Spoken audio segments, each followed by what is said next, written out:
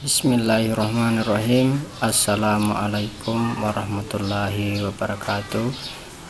Alhamdulillahirabbil alamin. Puji syukur kita panjatkan atas kehadirat Allah Subhanahu wa taala, atas limpahan rahmat taufik dan hidayahnya kepada kita sekalian, sehingga kita masih berada dalam lindungan dan hidayahnya untuk melanjutkan pembelajaran jarak jauh kita pada hari ini.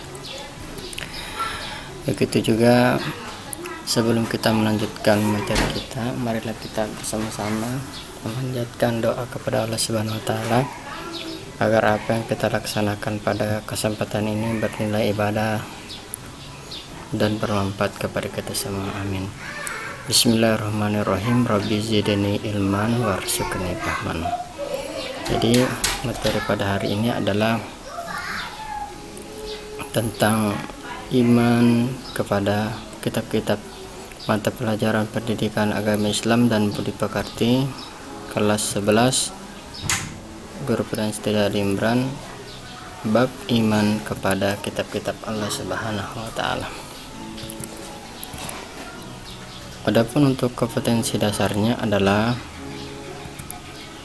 meyakini adanya kitab-kitab suci, peduli kepada orang lain, saling menasihati, menganalisa makna iman, dan menyajikan keterkaitan antar beriman kepada kitab suci Allah Subhanahu wa taala dengan perilaku sehari-hari.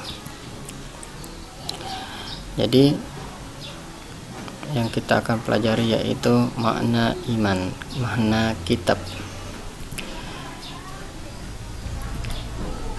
Secara etimologis atau kata kitab dari kata katabah, ini katabah dari bahasa Arab yang berarti menulis atau yang ditulis. Di dalam bahasa Indonesianya sering disebut ungkapan kata buku. Begitu juga untuk pengertian terminologis atau istilah. Secara istilah dari kata kitab adalah kitab-kitab yang telah ditulis tersebut diturunkan Allah kepada Rasulnya sebagai rahmat dan hidayah bagi seluruh manusia agar mencapai kebahagiaan dunia, begitu juga di akhirat.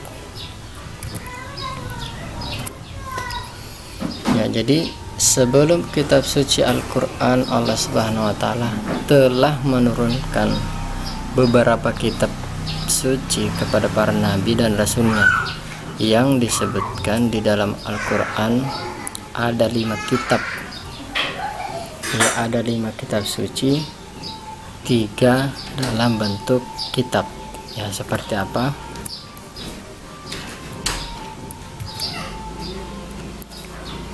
Yaitu Taurat kepada Nabi Musa, Zabur kepada Nabi Daud, Injil kepada Nabi Isa. Inilah yang ketiga, dan masih ada 2 dalam bentuk suhuf atau lembaran, lembaran dalam bentuk bukan seperti lembaran-lembaran buku, akan tetapi lembaran-lembaran yaitu termasuk lembaran kulit binatang. Yang ada di dalam Al-Quran suhuf Nabi Ibrahim dan suhuf Nabi Musa, yaitu suhuf Ibrahim wa Musa. Ini dalam Al-Quran. Jadi itulah kitab suci yang disebutkan oleh Allah Subhanahu wa taala, dan kepada siapa diturunkan sebelum Al-Quran, yang diturunkan kepada Nabi Muhammad SAW sebelum Al-Quran. Sedangkan kitab-kitab suci lainnya tidak disebutkan oleh Allah Subhanahu wa taala nama-namanya secara terperinci. Artinya banyak nabi dan rasul juga pasti terdapat syariat, terdapat aturan atau pedoman aturannya, akan tetapi Al-Quran tidak, Allah Subhanahu wa taala tidak menyebutkan secara terperinci seperti apa namanya. tapi secara global ya, tapi secara umum atau secara global dijelaskan bahwa Allah Subhanahu wa taala mengutus para rasul dan nabi yang menurunkan bersama mereka kitab suci.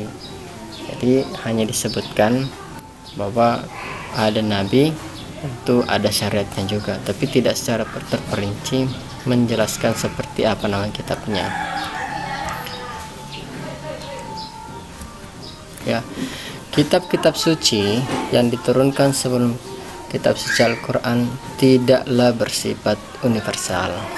Ya, maksudnya seperti Al-Quran ya, tidak bersifat umum, tidak bersifat universal, tapi hanya bersifat lokal untuk umat tertentu. Juga tidak berlaku untuk umat sepanjang masa.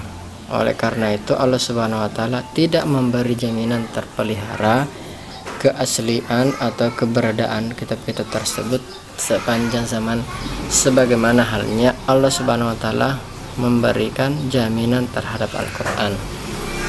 Jadi hanya kitab-kitab sebelum Al-Quran hanya bersifat sementara sesuai dengan zamannya nabi-nabi terdahulu, dan keasliannya kitab-kitabnya tidak terjamin, tidak seperti Al-Quran.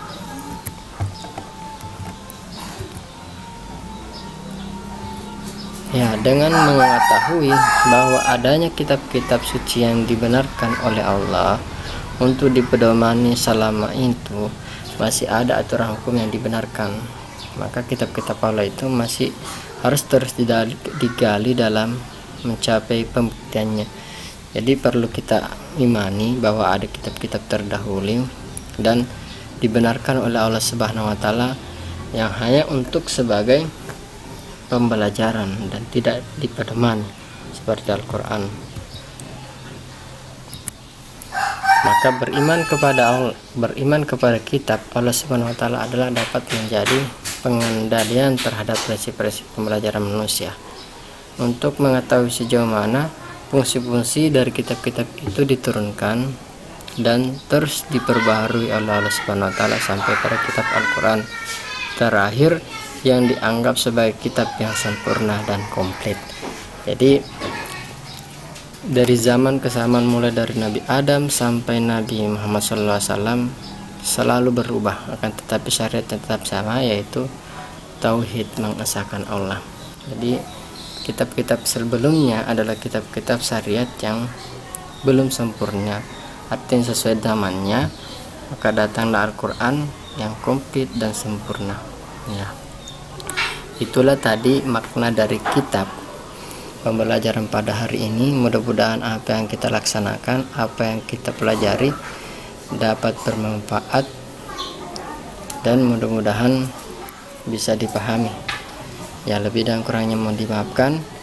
Assalamualaikum warahmatullahi wabarakatuh.